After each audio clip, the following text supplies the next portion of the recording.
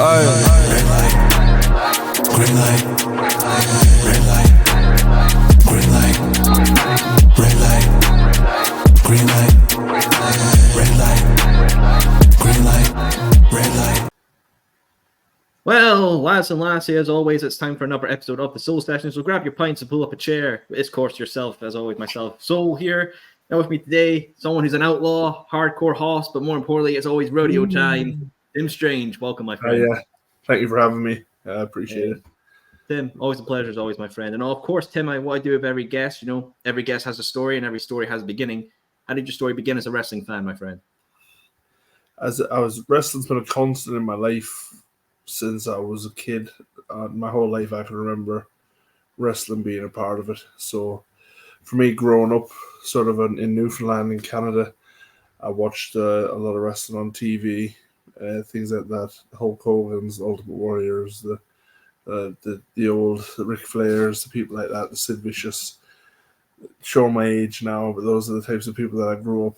Obviously, you had the Bret Hart and Hanville, British Bulldogs, everyone like that. So, growing up watching those guys, and sort of, it's always stuck with me. It's always been a passion of mine, pro wrestling. I've always loved wrestling, the art form and everything like that. So that's where it sort of began. I remember my grandfather used to watch wrestling back home in Canada, so I started watching it with him, is what I can gather, and then from there it just sort of stuck with me.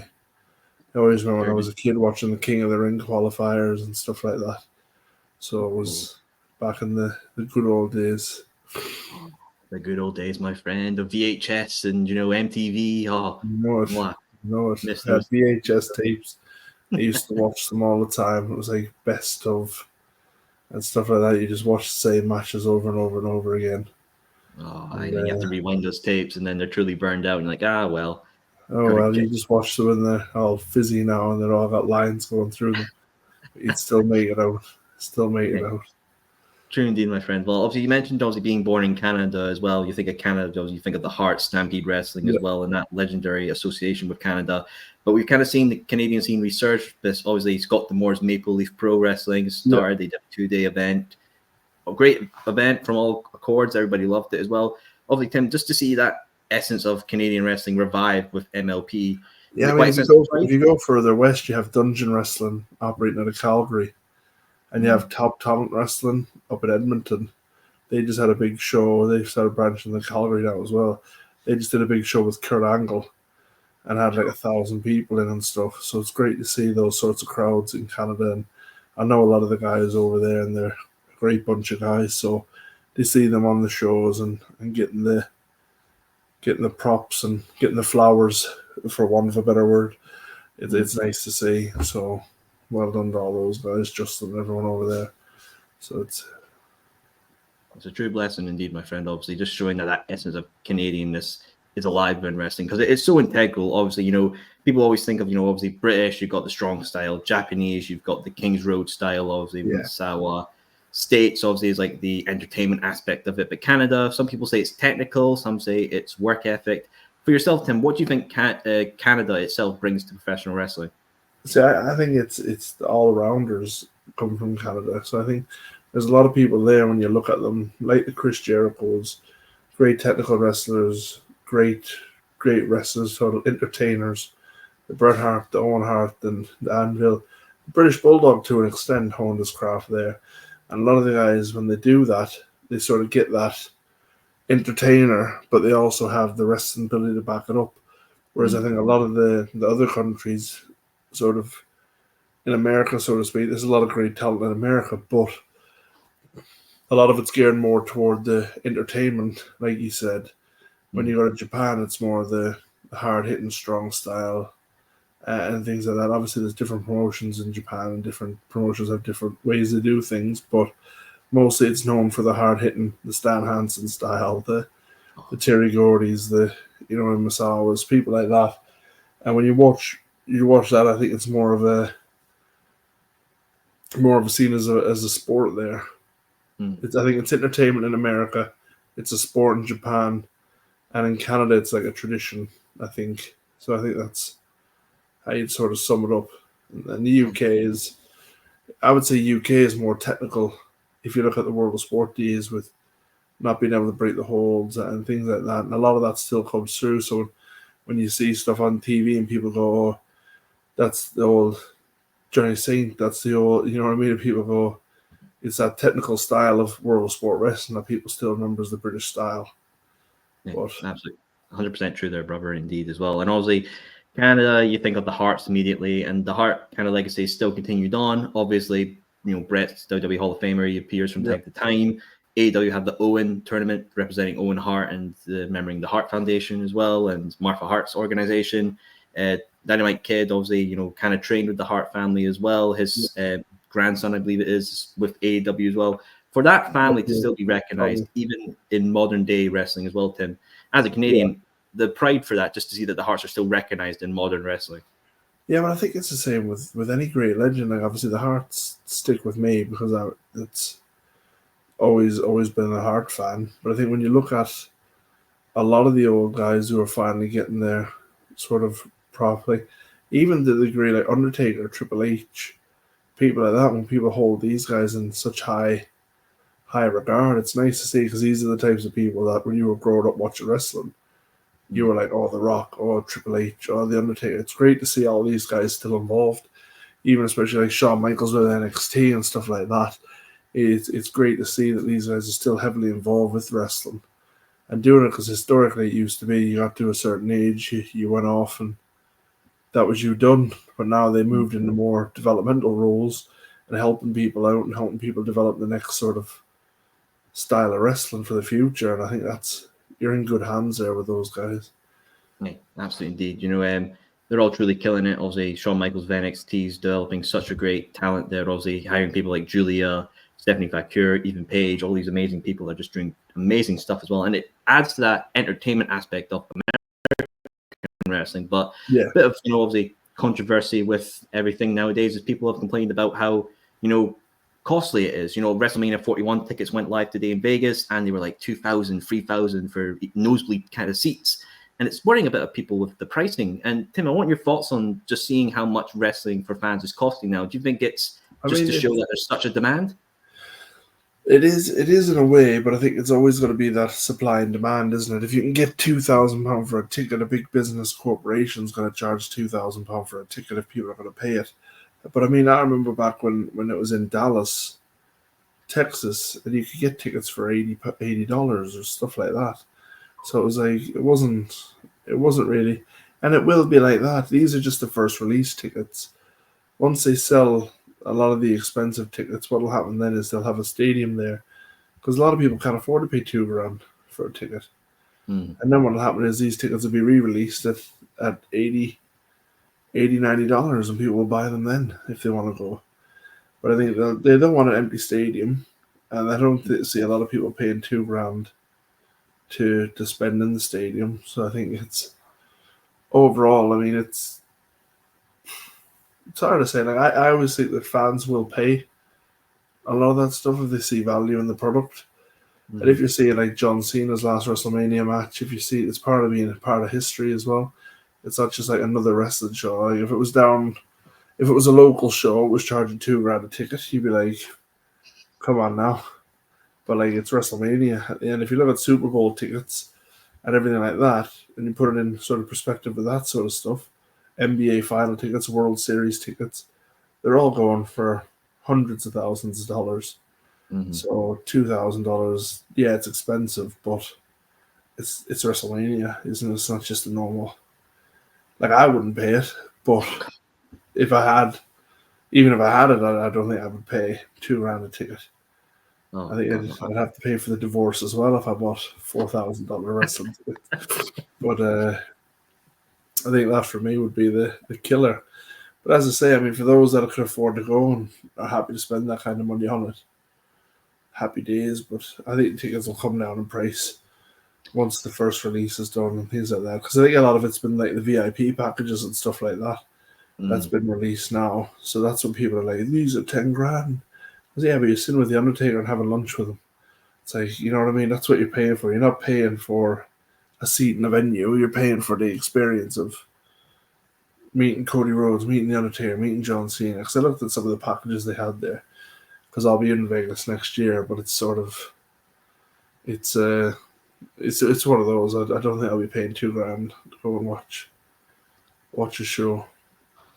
I mean, it'd be kind of cool just to see you and The Rock having a meal over a Texas steak or something like that. I mean, I think that'd be fun. Not $10,000 fun though. No, I could have a lot more fun with $10,000 than having a steak dinner with The Undertaker.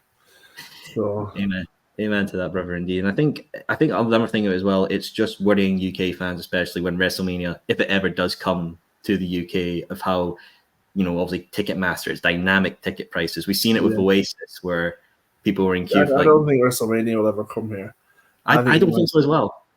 I don't think it will ever. I think it'll always be in America because it's the time zones. It's everyone's used to it over there. Mm-hmm. If we bring it over here, it's going to have to start in the middle of the day over there. It's no good. It's no good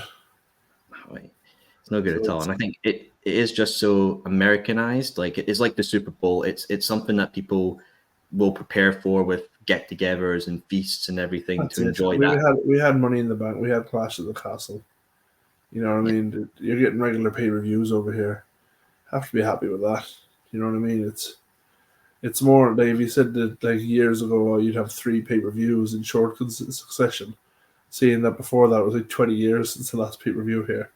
Like the proper pay-per-views, they had the little ones, the throwaway ones. But like a proper pay-per-view was like 20 years or something since it came here. So it was like, yeah. Just be happy with what you've got, really. You don't need WrestleMania. Come on, Tim. Asking wrestling fans to be happy. They're a very complaining bunch. We're going to have celebrity guests like Gemma Collins and Ian Beale off EastEnders turn up at WrestleMania because that's the celebrities that we have here. Oh, why, Tim? Why? That's a dreadful thing to think about. But who knows? Maybe it could be some fun with a drinking game nonetheless. But obviously, we've talked about the UK as well, and obviously, I first saw yourself within the UK scene as well. But did you come to the UK originally because of wrestling, or was it work? Yes, I moved over here when I was 19 from Canada, and just wrestled here, trained here, and worked here, really. I mean, when I first came here, I just came to sort of, because my dad was from London, I had dual citizenship and stuff like that, so I came over here, and then sort of the rest of it stayed here. Really just started wrestling here and training up, and met a lot of friends here, met some women here, and stayed here. So, but that's but I did like a bit like when I was back home. I met Bruce Hart after Bret Hart had a stroke, and I went to the dungeon a couple of times and stuff like that. Like I wouldn't say I was trained in the dungeon, but I went to training in the dungeon a couple of times and things like that. It was a good experience. So I always knew I wanted to be a wrestler anyway. So as soon as I came here and sort of decided I'm going to stop here, I found a wrestling school and started training because there was no sort of kids training school back when I started and stuff like that. People weren't training children. You had to be grown or like 16 and older to start training. So, but nowadays it's changed a lot for the worst. But it is a fair point as well, because you mentioned that as well, and obviously I know that you see like a lot, especially in Scotland, a lot of training schools are open to kids, and kids are doing some training stuff as well, and some people are up for it. Some people think that it's a great way of socializing, allowing kids to interact with people of like interests. But yeah, some people said it's a bit of a dangerous aspect. I agree. You're on the dangerous aspect of it. Like it can be dangerous for me. It's like for me, if I was a kid, and I'm talking young kid. I'm not talking 16, 17-year-olds. Yeah, fair enough. Train them, but I'm talking about when you're a small child and you're 6 or 7, and you're going to go see a magic show, and then someone pulls back the curtain and tells you how every trick's done. You're not going to enjoy the magic show. You're just going to say, oh, well, he just fooled us.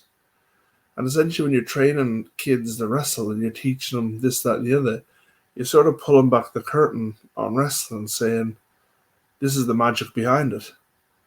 and you take it away. Like, kids can't be fans anymore. They're not fans anymore. They become, oh, now I'm training to be a wrestler, and you look at it from a totally different set of eyes. You're now looking for, or this, that, or you're studying the tapes. You're not enjoying the wrestling for what it is. And I think, like, it's not a get rich quick scheme, pro wrestling, and you have to be passionate and you have to love doing it. And I think you set yourself up if you have a lot of these kids starting young and bumping and they get hurt or they do this or they just get bored of it because they know about it and they just decide, it's not really for me. You're not allowing them to be fans and sort of love the product and love what they're watching and then want to do it and pursue it as a passion and out of love. They just do it because they're a kid and they go, oh, my mom used to send me to training. I'm not saying that's everybody, but like for me, it's sort of when you're looking at it going, I wouldn't want the kids to know like the ins and outs of everything and the shows and stuff like that because then they can't enjoy it. Your dad takes you to a show, like, oh, you already know. You already know he's mates with him because he's out every weekend with him. Yeah. They come to training together. So it's like, it loses that. And I know sort of they say kayfabe, one of a better word, is sort of dying or dead, but it's only dying or dead if you let it. If you keep it going, people will believe it. You know what I mean? There's still angles out there where people go, is that real or is that? And if that's still there, you know for a fact that it's still alive. It's just people are using that as an excuse just to not adhere to it. I can do this because kayfabe's dead. So it's not. It's just you don't want to adhere to it, so you just shit on it and you make it worse for people. So it's not that that's dead. It's just your fucking willingness to follow tradition is dead. Etiquette, you know what I mean, and proper etiquette and things like that's not around anymore. And fucking people annoy me. But 100%. I know some wrestling fans get on my nerves as well with some of their opinions as well. But I think especially with the kids, it's that veil of the separation between reality and obviously the story. Because I know I remember being up at Clash Scotland and at the Hydro, seeing so many kids like dressed as Cody Rhodes and wanting to buy his merch and just feeling that support of belief within him. And it's magical for them and it's special for them because they truly adapt to the stories, and that's what I love about it. But I think it's obviously just such a but change. If Solo and Cody came out, or if Cody and Roman came out and said, we don't really hate each other, we're just in there having a bit of a fun, and we're just working together in there and doing all that, but enjoy the show, the kids will be like, what the fuck's this? You know what I mean? Like the whole finish the story. Yeah, he is going to finish the story at Mania. We already know that. We've planned it all out. So enjoy the show, but he is going to win at WrestleMania. We'll see you there. You're like, kids can enjoy that. Yeah. And you've taken that element away from them. For what? A few quid? We can't take that away from them because generations and generations that you need new people to come in and love this because they'll be the ones that pass it down to their friends or families and next generations, and that's what we need. And it shows such a change of the times as well because, Tim, I believe you started in the business around the early 2000s, if I'm correct? Yeah, that's right. I think it just shows such a change as well. There wasn't even a scene back then, was there? There wasn't much wrestling back in the early 2000s. There wasn't. Not. There was a few promotions. There's a couple in the Northeast, a couple in Scotland, and a few down south, but there wasn't as many as there is now. Like where every man and his dog who buys a ring can run a wrestling show. So it's sadly that's what's come to now. You can go buy a ring and set up your own school and train people to think you're a legend, and then throw the shows and put yourselves on the main event, and now you're a star in these kids' eyes, and really you're fucking shit and ruining the business. But well done. You crack on. So let them crack on with their sense of reality as well. But I would love to discuss, obviously, Tim, for somebody starting back in the early 2000s, with obviously not so much being around, there must have been, if you're just hard times as well, trying to find places to go, and obviously I imagine money back then was a bit tight. Yeah, I mean, for a lot of it was like you had to do the road, you had to go on the road a lot to be busy, and sometimes you'd be traveling a lot, and you'd get paid, but you wouldn't get paid a lot when you first starting out. But I remember when I first started, my Iceman, who was my trainer, got me on the show at W3L with Musso, and I've wrestled for Musso ever since. Do you know what I mean? So it's, but a lot of people looked after each other back then, and it wasn't really a cloak and dagger as bad as it is now. There was still some snakes, but like everyone's got an angle now. Like there's always politics. There's always people trying to fuck other people over, and people want to see. It's like you're saying, people want to see you do well, just not as well as them, or as better than them, and people just try to shit on other people. Whereas back in the early days, it was like we had a good relationship. Like WCW, where I started, we had a good relationship with BCW, and we used to do a lot of swap talents. So we had like Drew, like Wolfgang, like people like that come down and do shows. We used to go up and do shows, and I think for them it was always sort of you work together, and when you go to do the W3L shows, you know some of the BCW guys would be on there as well, so you'd have those guys, and then if you go down south, further south, it's, you know, I mean, you had the down Luton way, people like that would run shows, and you just drive up and down the country all the time, and they'd have weekly shows, so you'd still be wrestling probably 4 or 5 times a month, but it would be up and down the country a bit more. Whereas now you can go and pretty much do in Scotland, you don't have to leave. But I just think that people who don't do that, you never really learn and are getting better, because you're just wrestling the same people in the same promotion. There's nobody new coming through. There's nobody with like different experiences and different sorts of things coming through to work with you. It's just you're just stagnating, and there's not really a lot of desire in people, because people can just say, I work for this promotion. They run shows every week or every month. I'm quite happy wrestling once a month. I can sit at the water cooler and tell people I'm a wrestler.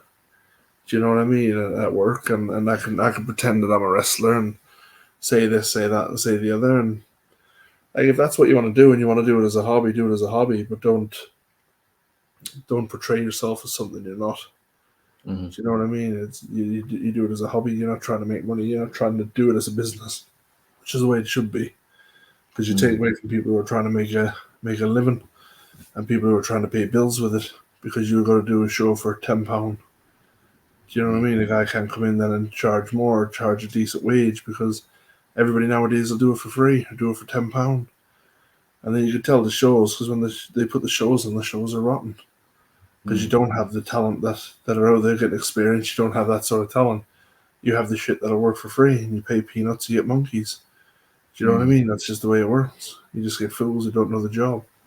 Yeah, But I digress. I think that's a very valid point. You know, I see sometimes from people who have out on the show, and they're traveling down to like Wales to learn, like places like great places like New Wave or No Mercies, and you see people going down to London, or people even going abroad, and it's to get that expertise from across the world, because wrestling is different across the world, and it brings it back here and benefits us. Now, of course, if there's some people that just want to stay in one particular place and do what they want to do, that's up to them, but it allows so much more growth and advancement of their career and the scene. Would you agree with that, Tim? Yes. So I think it's like it's for a lot of people nowadays. You get a lot of people, for instance, in the Northeast wrestling.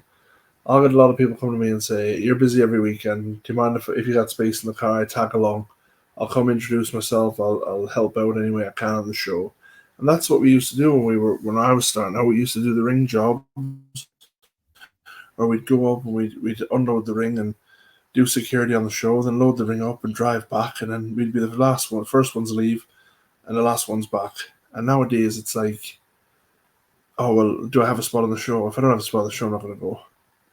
Do you know what I mean? And these are the way people are. And they look at, when we were first starting out, you look around the room, you'd see people, and obviously the more experienced guys would be there, and they would be catching up and sharing stories and stuff like that, and you'd be learning from them. And the newer guys would be doing the rings and working on that and setting up, and guys would be helping them. And that nowadays is just like people expect so much from everybody else. And you think, well, you guys have to pay your dues. You've only been in the job a year. And there's no sort of respect or etiquette or anything like that. People don't want to listen. People don't want to learn. They just want to go out and do as many moves as they can. How much time do you have? 8 minutes to get 12 moves in. I mean, you know what I mean? I just say, well, yeah, but you're not telling the story. You're not doing a job properly. You're just going out and doing a move exhibition. Mm-hmm. It just doesn't work like that. It's not wrestling. You need that engagement aspect of it, and also as well, it's not only just with wrestling, but an aspect of life is obviously professionalism. You present yourself, you say you can help in any way you can, and just be overall kind generosity, and then that will be repaid forward. And it's something that we really need as well, because Scottish scene itself, you hear stories sometimes of things not driving and people hating people and all that, and I feel like it can end up just end up tearing everything apart. Do you think that's something that could happen to him? If I mean, the Scottish scene, it's like, I always go on record as saying this, that Scottish pro wrestling could be probably the best scene in the world. And I mean that if people got out their own ass and people put as much effort in training themselves and working on themselves and working on their own careers than they are pulling other people down or shitting on each other or throwing balls at each other. Because what people don't understand is, like, us looking at it from inside the wrestling, we see companies, we know people, we know individuals. So someone says, "Oh, that guy's a piece of shit," and that guy goes, "That guy's a piece of shit." That guy goes, "That guy's a piece of shit," and everyone's calling everyone a piece of shit. People don't see promotions; they see pro wrestling, Scottish pro wrestling. Mm-hmm. So when you're calling this guy a piece of shit from wrestling and saying he's this, he's that, he's the other, and you're doing that, like, the only people in the community will see that, and they'll normally make their own decisions up. But the people outside looking in, the fans, the people like that who see shit on Facebook and on social media and stuff like that, they just look at it and see Scottish wrestling. They don't see individual companies. They don't see individual people. They just see, oh, Scottish wrestling's this, Scottish wrestling's that. And it's so busy tearing it down when they should be building it together. As it is, that much great talent has come out of Scotland and gone to WWE. And you're sitting back, still poking at each other. I think you just sort your fucking lives out. Focus on yourself. Focus on getting better. Focus on getting your name out there. Focus on going out and wrestling proper companies and getting in front of decent crowds and honing your craft and honing your skills to move on to something else. If you keep circling the same toilet bowl, there's only one way you're going. You're not going up. Do you know what I mean? You're just going down. And I think that's the problem with people. It's just they're quite happy to do, I'm going to wrestle for this promotion. And this is, if I wrestle for this promotion, I'm not going to wrestle for that promotion. Because that promotion are evil. But that promotion's just saying they're evil. So everyone's evil to everyone else. And you don't get matches that would be good. And you don't get ideas that'll be good because people are too busy turning it down. That's not to say that I expect people to work with people who are untrained. No. And people who just buy a ring and set up a show. Because that's, again, counterproductive. People do that all the time. They say, oh, I can't get booked, or I don't like the idea of training. I reckon I can just go buy a ring and do my own show. So they go buy a ring and they do a show and it goes horribly wrong. Do you know? And then that leaves another tarnished mark on wrestling, British wrestling, Scottish wrestling, English wrestling, wherever it is. And it's hard because when you're one of the guys doing it properly and you're out there and you're holding your craft and you're working every weekend and you're working every week on shows and you never have free time and you sacrifice time with your family to go and do this passion that you love, to make the scene better for the new guys coming up. And the new guys coming up don't give a fuck. They're too busy pointing fingers at this guy, calling him a dickhead. Yeah. No, you know what I mean? It's like, it's got to be more frustrating for yourself, Tim, obviously, when you put so much goodwill and good passion and that energy into it, and then all it takes is for one dickhead to come around and just destroy all that, which is a shame to see. That's it. I mean, it's more or less they're ruining it for themselves. But like I've always been a strong believer is that when I first started out, people made the scene better. So when I was coming up, it was better for people. Now, the British wrestling scene, we're trying to leave it in a better position than what it ever was. So wrestling now is a lot more inclusive than it was, and I'm thinking that's a good thing. Do you know what I mean? I'm all for people respecting each other's beliefs, sexualities, religions, anything like that. It's a lot more exclusive now than what it was before. However, I do think that's also a double-edged sword because when you're exclusive and you let people in, there's a lot of people there that come through that probably shouldn't be in wrestling because they're not physically strong enough. They have physical disabilities, but people don't want to go. I can't say no to him because he's still welcome or she's still welcome to come and, or they're still welcome to come and help with the show and be part of the show and take on a role as a ring announcer or this or that. But maybe an in-ring performer is not great for them if they have, because there's some people who wrestle who have narcolepsy and just falls asleep at random times. And I was saying, you can't pick someone up for a suplex, and if you go limp and drop them, you'll hurt them, you'll kill them. So where is that safe for them to be in a wrestling ring? They can't drive, they can't do this, they can't do that. They're dangerous. Do you know what I mean? They're not. I'm not talking about you're deaf in one ear or you're partially sighted. I'm talking you fall asleep at random times. You pass out at random times. That's not safe for you to be in the ring with people. I'm not saying never be part of wrestling, but maybe an in-ring performer is not for you. But people don't do that nowadays. They just go, I'm happy to take your money. I'm happy to train you. Go in the ring. Let's do what you want to do. And then they put them in the ring, and then they build them full of false hope. Yeah. And then, but they're never going to go anywhere with it because of this. And I'm not saying it's because they're disabled, but it is because they have this. That doesn't mean this is not for them. You know what I mean? An in-ring performer is not for you if you can't be in there safe. If you can't be in there and protect people, that's number one rule. My job is to protect you. Your job is to protect me. Let's go out and do our best and make sure we all go home to our families. Right, absolutely, Tim. And I think every point you said there is valid. You know, it is a job. You know, you need to have the fit qualifications to meet what the job requires, and it's protecting obviously your opponent, yourself, fans, and everything. And you need to be up for that. And if you can't, sadly, meet those requirements, then maybe it's not the job for you. Now, there's other ways you could do it. You know, you could be like me. I would never want to be a wrestler. I couldn't do it like just out of like my commitment to work and, you know, all that. But I'm still able to do it in other avenues, like obviously with this show, working for Bleeding Gums and Power Pro in the past. Like I've had those opportunities to do good for the business in other ways, and that's a role I can fit. And that shows that maybe other people, you want to do it, and I understand it's a passion and it's a love, but you need to look at the requirements. Can you meet those requirements to keep not only the business safe, but obviously your opponents and yourself safe? Then see where you can go from there. I mean, I think it's just a very simple thing, right? It is. You would think so, but the problem with it is people care more about money than they do a lot of people's safety, and that's when the issues arise. That's when people are on shows who shouldn't be on shows because they're not safe, or people are on shows when they're not, their skill level's not there, but you know they're going to do it as a favor or free, and then you get promotions who put them in there, and they end up hurting themselves or hurting someone else, and it never ends well. Never ends well indeed. And, you know, hopefully, Tim, with the insight you provided here, hopefully people actually start to listen. But Nobody listens. Nobody ever listens. I say it all the time. Nobody ever listens. We need you to like run for fuck me, right? What do I know?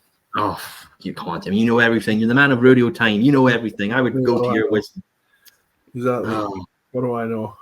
Just people, Tim. People. Just go, he's the bad guy. He's not allowing us to have people who are unsafe in the ring. He's the bad guy. And then they realize that I'm not.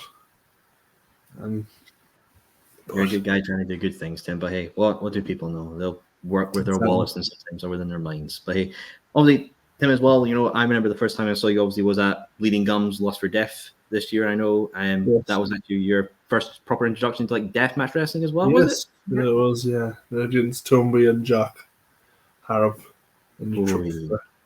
What was it that made you really want to enter the world of death matches? So, just something off the list? Bro, like when I first started, I was doing a lot of tape trading.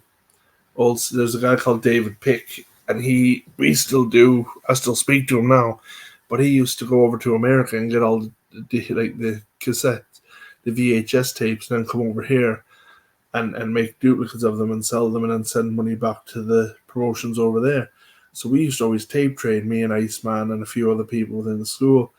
And CZW was a big one for me. Like, I loved CZW. And I remember watching a lot of the guys like doing Zandig and people like that doing death matches and stuff like that.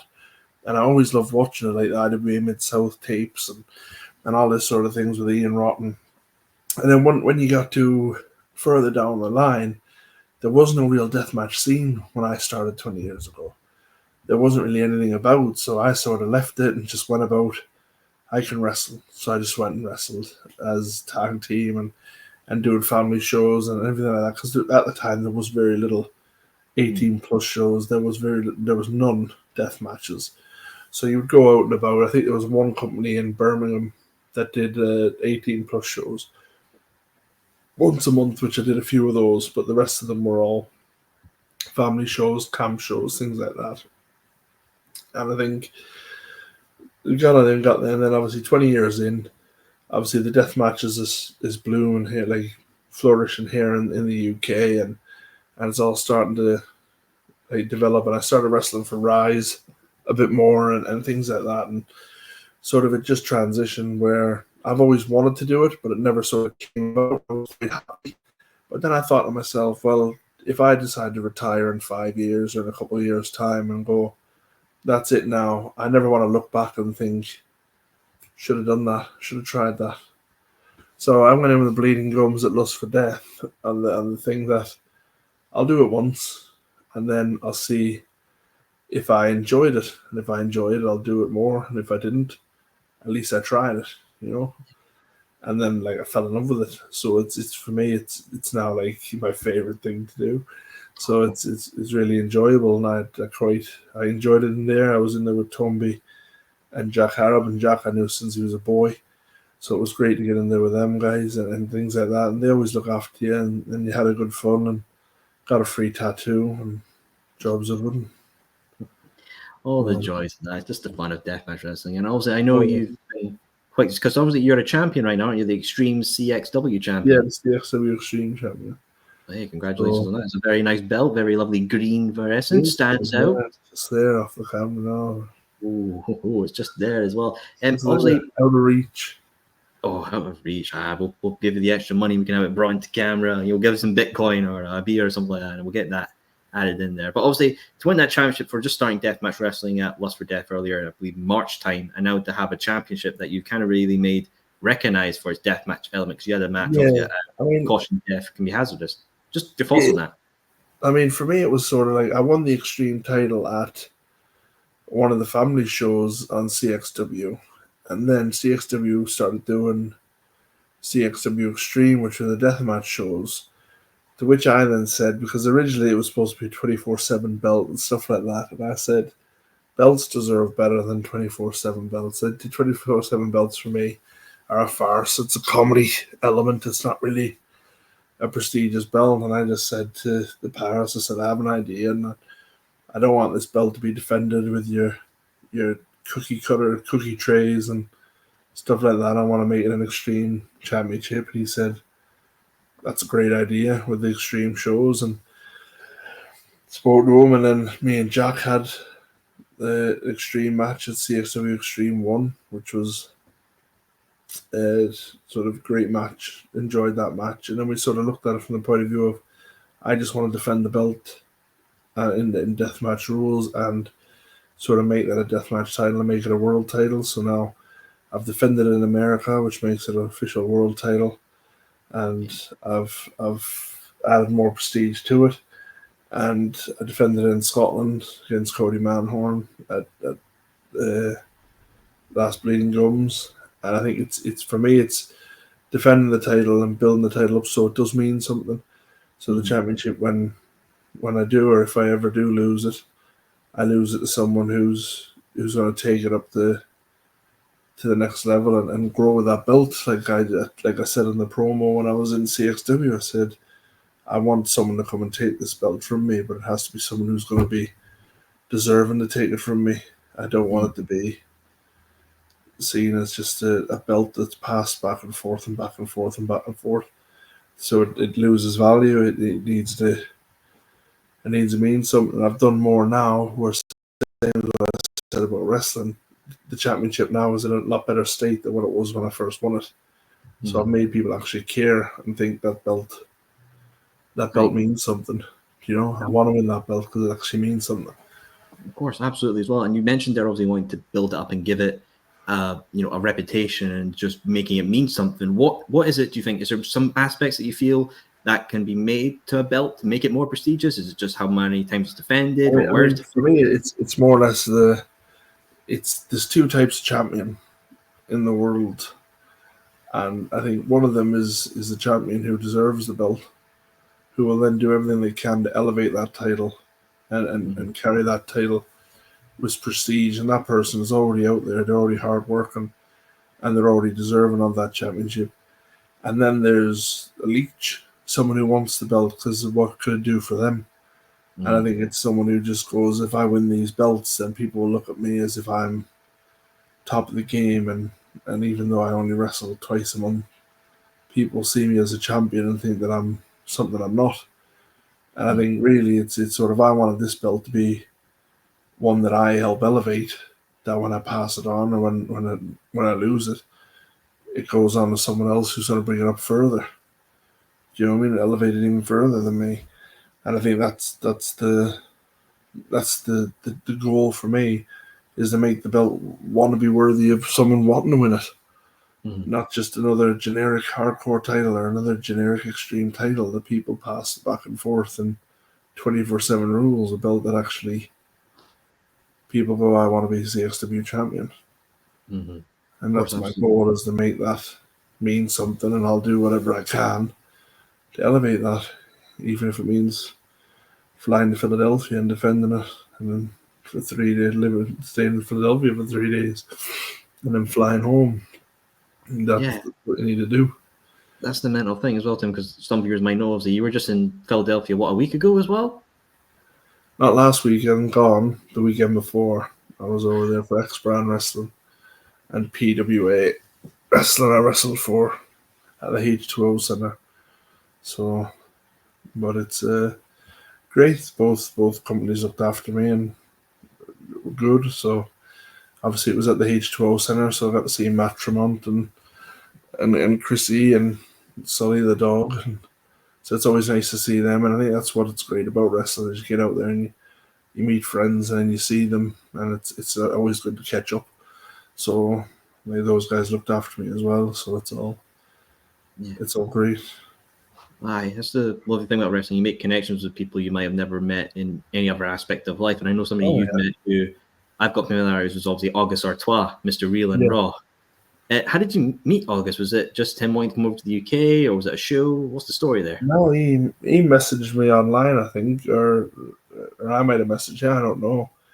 We've spoke online a few times, and he was saying, "Oh, I'm coming over," and a lot of people message me when they're coming over to say, "Oh, do you know anywhere I can get some shows, or I could do this?" And that's like, he came over and he said, "Oh, well," so where are you staying? Because the big thing for me is I'm happy to help anyone. But like if you're down in Wales or Manchester, it's hard for me. You're 3 hours away from me, so unless I'm driving that way, I can't really help you. And he was staying in Newcastle, which is pretty much on my doorstep where I live in the UK. So I was like, "Oh, spot on. It's easy then." And then he was like, "Oh, I'm just looking for some work." I said, "Well, just come with me. I'll just put the feelers out and just jump in with me and Lou Nixon, and we'll take you around the shows and that."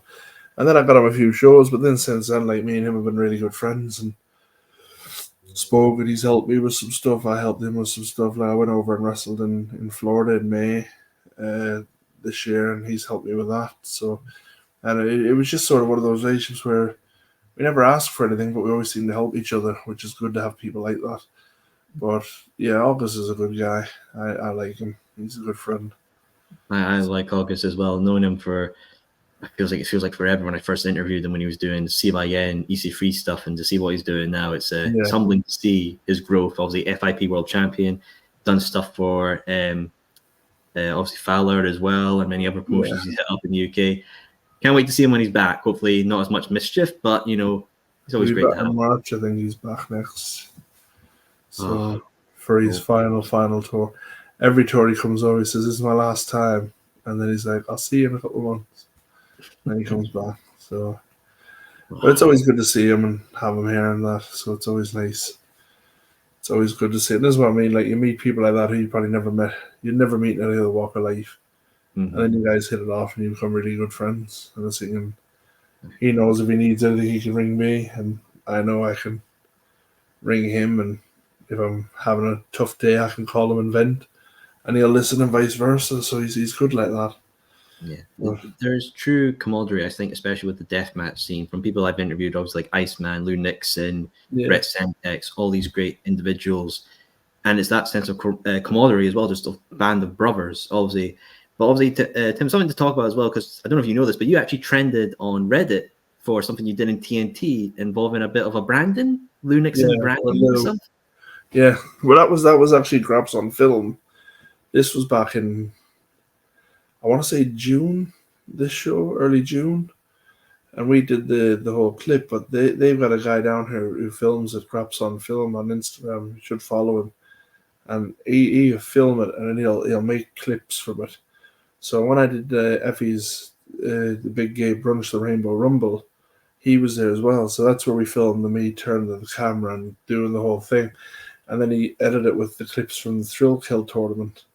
I merged them all together in the one sort of highlight reel clip, and he put that on Reddit, and he put on a few other things, and yeah, it's got quite a few likes and a few comments. So I mean that spawned along with a few with Darko from our Kumite match. Has seen a lot of views. I think the one with me and Darko's got about 1.3 million views. So it's like it's quite interesting to see that, but it's always good. It's always good when you can get that. I always think if I can upset the hot dog guys who go, "All this for a hot dog," that's all they ever say. If I can upset those guys, I'm doing it right. I'm doing it good. Like it's sort of for me. It's like it's always good that it's like all this for a flat Coke and a hot dog. I said yes. I know I got you now. Oh, you got him, you cheeky bastard, you got him indeed. But I got it that too. whole branding thing as well, is that mark still there, or is it like No, just no, it's not there. I heal very poorly, but it's gone. It's not. It wasn't too bad. Feel it at the time, but uh, it's all right. I healed since June. That's why people say, "Oh, can I see the burn mark?" I was like, "Well, it was June. Like, it's now October. It's like 4 months ago. It's gone now. It's like I wasn't set on fire. Do you know what I mean? It was only fire against me. So but no, it was good though. It was good. I'm glad. I got to do it with Lou, who's probably one of my best mates. So that was good. smashing, brother, smashing indeed. And obviously, you're not really done with death matches at the moment this year, because I know in a couple of weeks you're going to be back up for Bleeding Gums. You and Alton Throne for the Bleeding Gums Wrestling Yeah, I Championship. mean, I've got a match in Las Vegas next week against Necro Butcher. Yeah, boy. So I got that one next week, and then I got Alton Thorne the week after on Bleeding Gums. Then I got Iceman the week after that. So I've got a few death matches going on. And then I think after those 3 weekends in a row, I think Necro Butcher, Alton Thorne, Iceman, I think I'll be ready to sort of do some family entertainment for a few weeks. They'll break Yeah. up for Christmas. And so, yeah, I don't think there's any death matches running. I think I've got the Rise anniversary show in November. I don't know what I'm doing on that yet, but I've got Rise this weekend in Sheffield. Hmm. So I don't know when this goes out. So if it goes out now, Rise on Saturday, the 26th, I want to say. 26, probably be a wee bit after that. There's sadly a bit of a backlog. It's falling through from the database that I need to Oh, it's clean up. fine. It's fine. It's all good. 26th of October. So hop in the DeLorean, go Aye. back in time, come see the show, and let me know how it works out. I'll make sure to drop by a wee message and see how we do. I'll bring it by post as well, because the Royal Mail's a quick service as well. Just let me know how everything works. So, Will do, brother, will do. But I would love to know, obviously, Alton Thorne won the League of Wrestling Championship in interesting terms. Obviously, Jack had won it, and he'd baited Jack into a match, won it. I chatted with him after. He tried to choke me out with my tie. Still get flashbacks. And now you're going after him in his first title defense. For Bleeding Gums making your deathmatch debut, what would it mean to you to obviously win that championship in a promotion you made your deathmatch debut? I mean, I love Bleeding Gums. Like I've got the flag and that to bring with me next week when I'm in America, and I've got like Andrew Kremen really looks after me. He's given me the opportunity to do it. The first opportunity, my foot in the door. I've never let him down. I don't intend to. So it's he's a very guy. Always looks after me. And I think for that, it's like it would mean a lot to win the Bleeding Gums belt, especially with it being a new promotion. But I think Bleeding Gums needs a proper champion that can elevate the belt and take it places, not just Birmingham. Do you know what I mean? Wherever fucking Alton Throne lives. So I think it's that you don't just want to float about the Midlands with this band of merry men and women. You want it to be out there and people get eyes on it.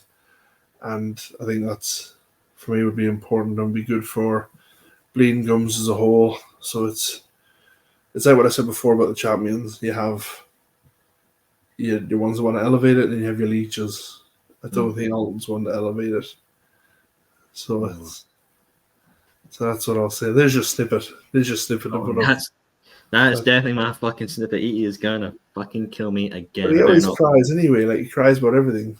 And like, how can he keep saying like I never get opportunities? Well, he's already Bleeding Gums champion. He's Kumite Death Wolf champion. So where are you not getting opportunities at, dickhead? Like, you've got them all there. It's like, come on now, stop crying. Tim, you're gonna make me grab another bottle or something. Come on, man. I wanna breathe next show. I don't want to get choked out again. You won't get choked out, but it's just he knows this. He knows what I think of him. Oh well, Dundee Church, November November 10th. It's going to be a good one. 100%. But obviously, you mentioned obviously doing family shows as well, and one obviously sort of family, sort of in between. Obviously, is Valor, and you've done stuff with Valor. Obviously, part of a group, God's Country, Stone Malone, Frank Cross, and the Nun Veronica. So obviously the Nun. Just that whole introduction to God Country as well. It's quite an interesting group. Obviously, they feuded with Legends Never Die. Just obviously want your introduction to the team. Don't know. I mean, I was asked to do, would I be interested in coming and wrestling for them? And I just said, if you're paying, I'm playing. What do you want me to do? And he said, join this group. And I like Frank. I like Stone. I like Veronica. So I was like, yeah, it'd be fun. So that's sort of it for God's Country. I don't really know what we're doing now. We had a Texas Deathmatch, the last one. So I don't really know where we go from here, but we'll come up with something, no doubt. Stay tuned. Stay tuned for that, whatever God Countries brings. I'm sure it'll be great. There'll be some fun entertainment there. But obviously, Tim, we mentioned it in the beginning, obviously, WrestleMania 41, and you're going to be there Mania weekend in Vegas. I believe you're booked for some dates already? Yeah, I've got 5 shows lined up already for that weekend, WrestleCon. But I don't know if I'm allowed to say that about WrestleCon yet. But I've done it now. But it's all right. Nobody watches this. Hey. No, they got I think it's. I'm there for a full week. Me and Lou Nixon fly out on the Monday, and then we're there till the following Monday. So the man's got a lot of shows there. The guys over there in Vegas are looking after me well. And as soon as we booked the dates in, announced it, we had offers there. So that's good to know that we've got the shows in there and stuff like that. So it's thanks to all the sponsors as well who sponsored me to go. So it's good. It's already beneficial for us to go there and do this. And I think it's good. It's good. So it'll be fun over there. I don't know if I'll get to see Mania yet, but who knows? Hey, you just go to a bar. It'll be on a TV. You won't have to pay $15,000 for a seat. Oh well, I'll just walk in. Keep my head down. No, I think it's one of those things where you're kind of there, so you're thinking, should I go if I can get a cheap enough seat? But then with the shows and stuff and here, there, and everywhere, I don't know if you'll have time, because if you're doing a show in the afternoon and you don't finish till a certain time, where you gotta get back, get showered, and then head over to the WrestleMania, it's just going to be a lot on. Yeah, no, so it'll be a lot as well. But obviously, GCW announced the Collective will be coming back as well. Yeah. It was there last year as well, and I know Lou Nixon did Bloodsport during it as well. Progress, they flew over and did a show there as well. Yeah. Would you like to be a part of GCW Collective, either if it's Progress or Bloodsport?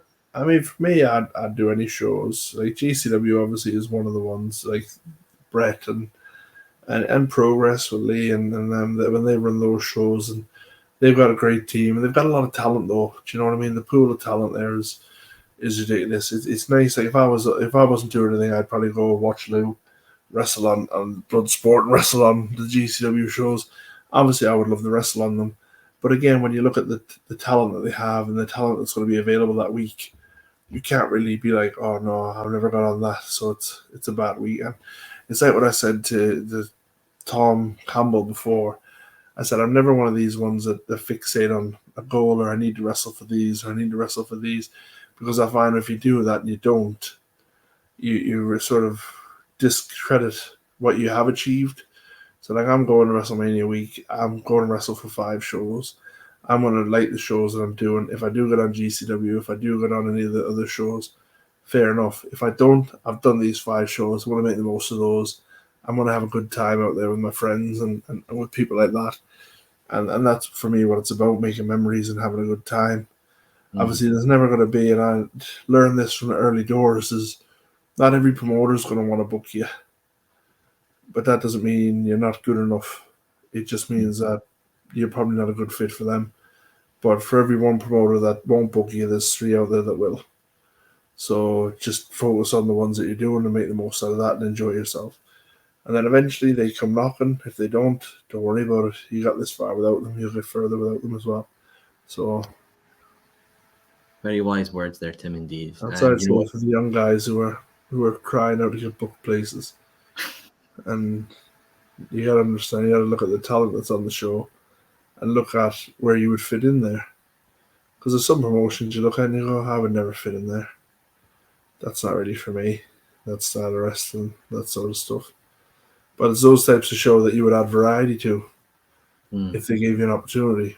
But then if they have one style of wrestling that they want to do, they're just going to book that and run with that, which is fair enough. Fair point indeed, brother. And I think yes, they're very good book points. me. Anyone book me, like for Mania week. Anybody at all. I'm here. I'll be there. I would love to kind of see you and Nick Gage. I think that'd be very entertaining. That would be very entertaining. So. The joys of wrestling. But obviously, Tim, something personal I would love to know. What was the story behind Rodeo Time? Like, what's the story behind that? Was it just a spur of the moment thing, or was it a big planning thing? What's the whole story about? So for me, it was sort of, I'm always thinking about merch, selling merch, and t-shirts and ideas and stuff like that. And I always think, like, when you look at certain people, they have a move or something they do, like the people's elbow, like the 619, like stuff like this, that you could, like the 5-knuckle shuffle, things like that some people can relate to, that can do it. Now, I was already doing the ride in the ropes, where I put the guy in, I choked him, and I did the ride in the ropes. So all I really had to do was find a way to tweak that to make it a bit more of a standout moment to a match. So it's, he's in a position. So now, like, it's similar like when The Rock slams someone and he looks up, you know he's going for the people's elbow. When Rey Mysterio does a hurricane or leg scissors and sends someone into the middle rope, you know he's G'ing up for the 619. So I just thought, if I can get some way to get people into that middle rope, even if I drag them, put them there and club them and choke them and hit them, and then go and get my hat and put the hat on, people then going to go, it's rodeo time. And then you go, it's rodeo time, and then do that. I'm a big Vader fan as well, so it's sort of tied in with Vader and then sort of finding something like that, so it's sort of a nod to him, while at the same time creating something that stands out. And everybody loves rodeo time. Everyone's like, oh, it's rodeo time, you do it.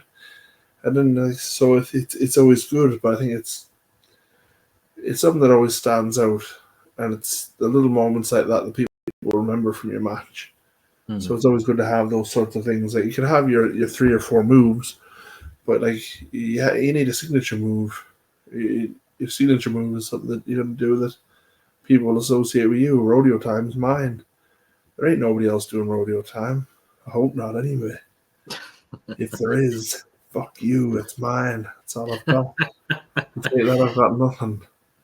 We get some letters of takedown out there and some copyright because you're the master of the time, and I think we can't have anybody else inflicting upon that. But you know what, Tim, it's been an absolute pleasure to have you here on the Soul Sessions. You're a great guy. We've learned a lot here. But you know what? One final question before we go. Obviously, you mentioned the CXW Xtreme title, something you want to make prestigious, build upon its legacy. Yeah. Is there an international talent out there that you think if you could defend the belt against it and walk away as champion still, it would be the ultimate cementation of that title? There's so many though. Like for me, you've got Necro Butcher, Madman Pondo, June Kasai, Nick Cage, John Wayne Murdoch, Matt Tremont, Iceman, who's not international, but he's here. I am defending against him. And you look at all these, you're going, any of those would add prestige to the title. But any of them could also elevate the title. Do you know what I mean? If they were to win it. So for me, it's looking at it from the point of view of any one of those guys would make a great champion. But I'm the champion now, and I have to do what I can to elevate that the highest standard that I could possibly get it. Mm-hmm. But I mean, for me, any international talent, there's so much great talent in the world. And that's what I love about Deathmatch. It's sort of refreshing from doing the family shows and the normal shows for 20 years and now step into the Deathmatch world. And it's such a positive and such a nice place to be. It's great, you know what I mean? Everybody's friendly. Like, you know what I mean? Ever when I first started, everybody looks after everybody. Everybody helps everybody. Yeah, there's a few gripes with promotions in America and stuff like that, but the British guys are sort of all happy and just crack on. Right. So it's all good. All good, my friend. And I'm sure UK Deathmatch history will always be known as rodeo time when you're leading the charge, my friends. But pleasure as always, Tim, having you on the Soul Session. Pleasure, my friend. And if you love what you've heard of Tim, I will include a link to his Instagram down below. Click it, follow him, see his journey as well, see what matches will be in the promotions. Of course, we mentioned November 10th, Church in Dundee, Bleeding Gums Wrestling, many more. Well, folks, finish up your pint, put your chairs away, and thank you as always for tuning in for another episode of the Soul Session. And of course, remember, it's always rodeo time somewhere. Always. Now I'm out the hill and two. Gonna live like animals do. No more laws and no more rules.